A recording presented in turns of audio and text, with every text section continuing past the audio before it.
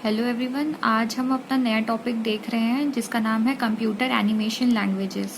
ठीक है, तो इसमें हमको ये समझना है कि हम कंप्यूटर एनिमेशन में कौन कौन सी लैंग्वेजेस यूज़ करते हैं, क्या इंपॉर्टेंट लैंग्वेजेस होती है जिसके थ्रू हमारा एनिमेशन होता है। तो चलिए पहला पॉइंट देखते हैं हम लोग। General purpose languages such as C, लिप्स, पास्कल और Fortran are used to program the animation function.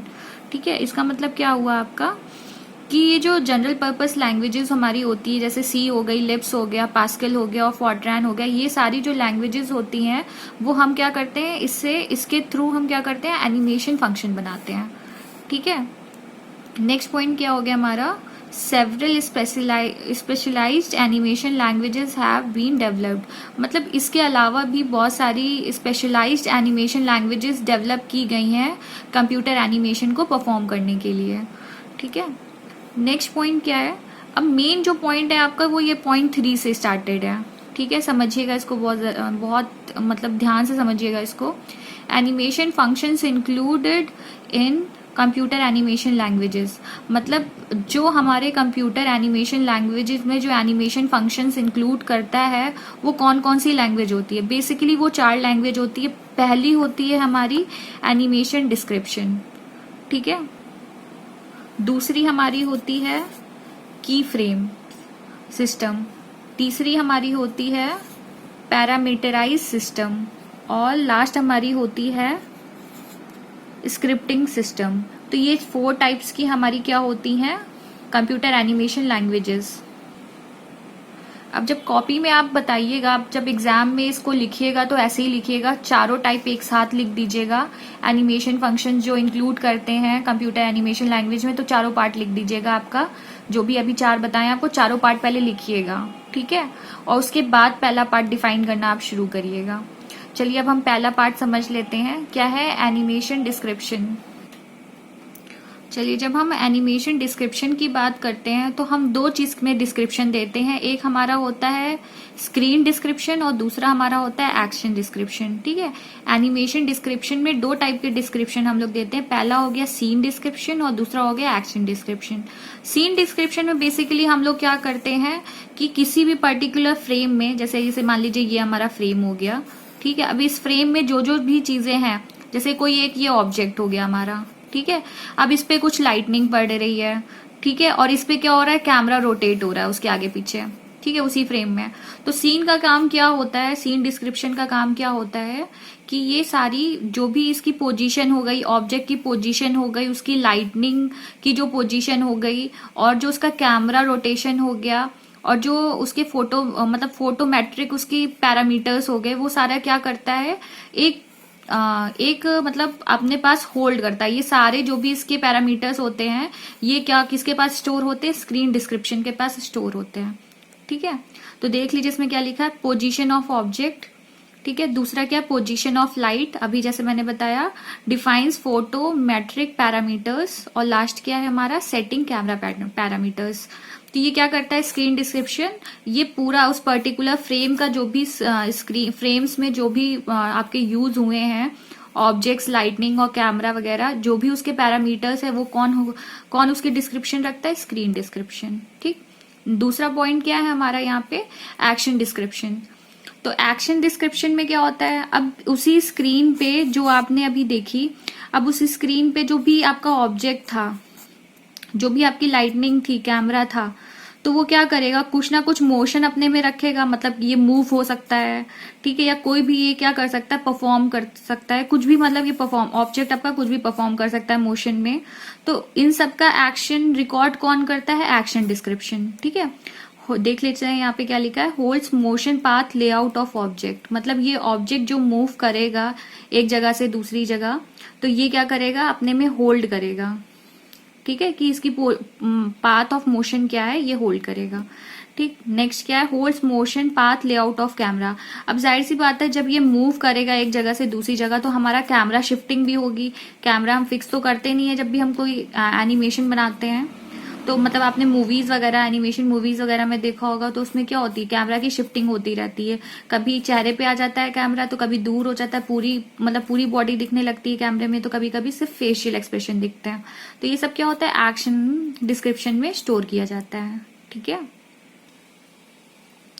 Next point क्या है हमारा, की फ्रेम सिस्टम। अब की फ्रेम सिस्टम के में क्या होता है, ये हम लोगों ने प्रीवियस लेक्चर में की फ्रेम्स के बारे में बात की थी। तो अगर आप लोगों ने प्रीवियस लेक्चर नहीं देखा है तो उसे जरूर देखिएगा, तभी आपको ये वाला टॉपिक और अच्छे से समझ में आएगा। ठीक है, चलिए यहाँ पे देख लेते हैं की फ्रेम क्या होता है। तो की फ्रेम में हम लोग क्या करते थे कि हम लोग का स्टार्टिंग फ्रेम होती थी और एंडिंग फ्रेम होती थी, और बीच में जो होते थे वो इन बिटवीन फ्रेम जनरेट होते थे।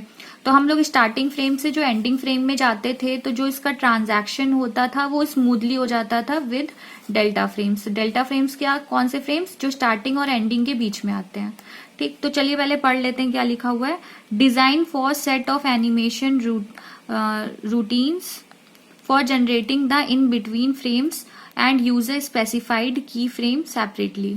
ठीक है, तो यहाँ पे क्या होता है, सेट ऑफ, ये रूटीन्स नहीं है, ये राउटिंग्स पढ़ी जाएगी एक तरीके से, मतलब जो रूट आप प्रोवाइड करते हैं उसके लिए होती है ये सेट ऑफ एनिमेशन, मतलब एक से ज्यादा आपके फ्रेम्स होंगे या एनिमेशन फ्रेम्स होंगे। तो यहाँ पे जैसे एक से ज्यादा फ्रेम्स है, तो अब यहाँ पे स्टार्टिंग फ्रेम्स करेंगे और ये एंडिंग फ्रेम करेंगे, बीच में आपके ट्रांजैक्शन फ्रेम आएंगे, तो उसको एक रूट देना पड़ेगा आपको। ठीक है, जो आपको एक जगह से दूसरी जगह में जो आपको ट्रांजैक्शन दिखाएगा फ्रेम्स, वो तो आपको क्या देना पड़ेगा, रूट देना पड़ेगा।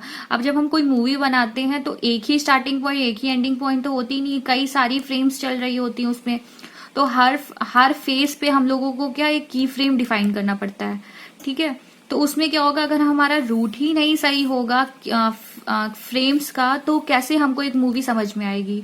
ठीक है, तो इस वजह से क्या होता है, की फ्रेम सिस्टम हमारा क्या डिजाइन करता है, सेट ऑफ, मतलब रूट्स बताता है हमको सेट ऑफ एनिमेशन के और इन बिटवीन फ्रेम्स के, मतलब इन बिटवीन फ्रेम्स जनरेट करता है, और इन लोग को क्या बताता है, डिजाइन कराता है, रूट्स डिफाइन कराता है। और लास्ट में क्या लिखा है, एंड यूजर स्पेसिफाइड बाय की फ्रेम्स सेपरेटली। मतलब क्या होता है कि यहाँ पे यूजर जो, मतलब जो इसको डेवलप कर रहा होता है, वो भी मतलब सेट कर सकता है। जैसे उसने बता दिया ये खूब सारे की फ्रेम, उसने कहा, जैसे एक ऑटोमेटिक सिलेक्शन होता है, बाय डिफॉल्ट जो सिलेक्शन होता है उसने बोल दिया, यूजर ने कहा नहीं हमको ये बाय डिफॉल्ट नहीं लेना, हमको ये वाला लेना है की फ्रेम स्टार्टिंग पॉइंट, तो आप ये ले सकते हैं। तो ये क्या कहलाता है, यूजर स्पेसिफाइड की फ्रेम सेपरेटली, मतलब वो अपने आप से भी फ्रेम्स में अपना की फ्रेम भी बता सकता है। ठीक, चलिए नेक्स्ट देख लेते हैं क्या है हमारा पैरामीटराइज सिस्टम। अब पैरामीटराइज सिस्टम में क्या होता है, अब देखिए, अब हमारा ऑब्जेक्ट है, उसके कुछ पैरामीटर्स होंगे, जो कैमरा कैप्चर करता है उसका कुछ पैरामीटर्स होंगे, जो मूवमेंट हो रही होगी ऑब्जेक्ट में उसके कुछ पैरामीटर्स होंगे। इस वजह से यहाँ पे क्या पैरामीटराइज सिस्टम क्या करता है, इस सब पैरामीटर्स को देखता है कि क्या चेंजेस हो रहे हैं, उसको एडजस्ट कराता है। ठीक है, तो ये अब पढ़ लेते हैं इसमें क्या है, allows object motion characteristics to be specified as a part of object definition. अब इसमें क्या बता रहे हैं कि जो भी ऑब्जेक्ट का मोशन होगे, उसके जो भी कैरेक्टरिस्टिक होगी, उसे स्पेसिफाई कौन करता है, ऑब्जेक्ट डेफिनेशन। ठीक है, तो जो ये पैरामीटर्स में, मतलब जो भी ऑब्जेक्ट मोशन हो रहा होगा वो कौन करता है, पैरामीटराइज सिस्टम करता है। ठीक, नेक्स्ट क्या है point, adjustable parameter such as motion elimination, allowable shape change, degree of freedom. तो ये क्या करता है, एडजस्ट कराता है हमारा, किसी भी पैरामीटर्स को एडजस्ट करा सकता है कौन, पैरामीटराइज सिस्टम। अब कैसे एडजस्ट कराता है, अगर जैसे मान लीजिए ये आपका ऑब्जेक्ट हो गया फ्रेम में, ये मूवमेंट कर रहा है, आप इसको जूम इन जूम आउट कर रहे हैं, तो वो क्या हो रहा है, अब लिमिटेशंस, मतलब मोशन अब इसके बाहर तो जा नहीं सकता ना, इस फ्रेम में ही चलेगा ना, ये नेक्स्ट फ्रेम आएगा तब उसमें वो चेंज कर सकता है ये ऑब्जेक्ट अपनी जगह। तो इस वजह से ये क्या होता है, मोशन लिमिटेशंस लिखा हुआ है। ठीक है, इसमें क्या होता है, मोशन लिमिटेशंस होते हैं। अलाउ शेप चेंज, अब आपने ब्लेंडर में तो काम किया ही है, आपको पता ही है, जो आपने स्पेयर लिया है उसको आप बड़ा छोटा कर ही सकते हैं। तो जाहिर सी बात है, पैरामीटराइज सिस्टम क्या करता है, किसी भी शेप को चेंज करने में अलाउ करता है। ठीक, नेक्स्ट क्या है, degree of freedom. Degree of freedom बहुत इंपॉर्टेंट, इसको समझते हैं क्या मतलब है। जैसे मान लीजिए हमारा ये फ्रेम हो गया, ठीक है, अब जैसे मान लीजिए इसमें दो ऑब्जेक्ट हैं, एक ये ऑब्जेक्ट है, एक ये ऑब्जेक्ट है। ठीक, ये अपना मोशन यहाँ से यहाँ जा रहा है और ये इसका मोशन यहाँ से यहाँ आ रहा है। ठीक, अब जब इसमें अगर हम इस वाले ऑब्जेक्ट में कोई भी पैरामीटर में चेंज करते हैं, इसके पैरामीटर में चेंज करते हैं, तो इसके जो चेंजेस हैं वो इस वाले ऑब्जेक्ट को अफेक्ट नहीं करेंगे। ठीक है, और इसके जो पैरामीटर्स हैं वो इस वाले के ऑब्जेक्ट को कोई हार्म नहीं करेंगे या इफेक्ट नहीं करेंगे। तो यही क्या कहलाती है, डिग्री ऑफ फ्रीडम। मतलब कोई दो जो भी आपके ऑब्जेक्ट हैं वो एक दूसरे के पैरामीटर्स को या उसके मोशंस को अफेक्ट नहीं करते हैं इन द पर्टिकुलर सिस्टम। ठीक है, तो ये क्या कहलाता है, degree of freedom. I hope अब सब आपको समझ में आ गया होगा डिग्री ऑफ फ्रीडम क्या होता है। चलिए नेक्स्ट एंड लास्ट पॉइंट देख लेते हैं, हमारा क्या है, स्क्रिप्टिंग सिस्टम। अब स्क्रिप्टिंग क्या होती है, हमारी सीरीज ऑफ कमांड्स होती है with in a file that is capable of being executed without being compiled. ठीक है, स्क्रिप्टिंग का मतलब होता है, स्क्रिप्टिंग का क्या मतलब होता है कि ये क्या होती हैं, आपकी सीरीज ऑफ कमांड्स होते हैं। ये क्या होते हैं, कमांड्स होते हैं आपके, और ये क्या करते हैं, किसी फाइल में स्टोर रहते हैं ये फाइल्स में। ठीक है, और ये क्या करते हैं, इसको हमको क्या कंपाइल नहीं करना पड़ता है बार बार, मतलब ये डायरेक्ट क्या होते हैं, एग्जीक्यूट होते हैं, इसको कंपाइल नहीं करना पड़ता है बार बार। जैसे स्क्रिप्टिंग में हमारे आपको पता होगा 2 साइड होते हैं, एक सर्वर साइड होता है और एक क्लाइंट साइड होता है। तो क्लाइंट साइड स्क्रिप्टिंग की अगर हम लैंग्वेज की बात करते हैं तो वो आपका PHP हो जाता है, पाइथन हो जाता है। ठीक है, ये सर्वर साइड की बात करें, और क्लाइंट साइड की बात करते हैं तो जैसे जावा स्क्रिप्ट हो गए। तो ये सारी आपकी क्या होती हैं, स्क्रिप्टिंग लैंग्वेजेस होती हैं ये आपकी। ठीक है, अब हम स्क्रिप्टिंग सिस्टम की बात कर रहे हैं, तो यहाँ पे क्या होता है आपका, object specified defined by user input script. Object specification defined by user input script. अब इसमें क्या हुआ, आपका जो भी ऑब्जेक्ट का स्पेसिफिकेशन होता है वो कौन, यूजर इनपुट स्क्रिप्ट के थ्रू जा सकता है। मतलब यूजर इसको मतलब इसके फंक्शंस को सेट ऑफ सीडीज दे देता है जो इनबिल्ड, मतलब उसको ऑन द स्पॉट कंपाइल नहीं होना पड़ता है, डायरेक्ट एग्जीक्यूट हो जाती है। जैसे मान लीजिए आप जब मोशन उसको देते हैं ब्लेंडर में, जब आप मोशन देते हैं, जैसे आपने बॉल को दिया था मोशन, बाउंस करवाया था बॉल को, तो क्या आपने कोई कमांड लिखी थी, नहीं लिखी थी ना। तो सेट ऑफ सीडीज कमांड पहले से अवेलेबल थी हमारी फाइल में, सिर्फ आपने उसको क्या किया, उस बॉल पे दे दिया कि आपको ये चीज परफॉर्म करना है, तो वो क्या हुआ, उसने अपने आप से वो काम कर दिया, डायरेक्ट वो क्या हुआ, एग्जीक्यूट हो गया, कंपाइल नहीं किया। ठीक है, तो इसी को क्या कहते हैं, ऑब्जेक्ट स्पेसिफिकेशन। ठीक, कौन डिफाइन कर रहा है इसको, user input script. Next point क्या कहता है हमसे, animation sequence also defined by user input script. अब जैसे एनिमेशन आपने ये फ्रेम पहले बनाया, बाद में ये फ्रेम डिजाइन किया, तो अब इसकी सीक्वेंस को कौन, यूजर, मतलब यूजर इसको कर सकता है कि इसकी स्क्रिप्ट को ये आगे कर दे, मतलब फ्रेम्स को ये आगे कर दे, पीछे कर दे। तो ये किसके पास पावर होती है, यूजर इनपुट के पास होती है। और ये जो फ्रेम्स होते हैं इनको भी मतलब कंपाइल करने की जरूरत नहीं होती, ये डायरेक्ट एग्जीक्यूट होते हैं। ठीक है, नेक्स्ट क्या बोल रहा है आपसे, library of various objects and motions can be constructed. ठीक है, अब जैसे यहाँ पे क्या है, लाइब्रेरीज ऑफ वेरियस ऑब्जेक्ट, मतलब जो भी आपके ऑब्जेक्ट हैं आपने उस ऑब्जेक्ट में जो भी मोशंस दिए हैं उसको क्या करते हैं, आप कंस्ट्रक्ट कराते हैं यहाँ पे स्क्रिप्टिंग में। ठीक, तो ये आपके 4 मेन पॉइंट्स से, 4 मेन लैंग्वेजेस थी कंप्यूटर में, कंप्यूटर एनिमेशन में। कौन कौन सी, स्क्रिप्टिंग सिस्टम, पैरामीटराइज सिस्टम, की फ्रेम सिस्टम, और एक आपका लास्ट वाला जो है वो है एनिमेशन डिस्क्रिप्शन।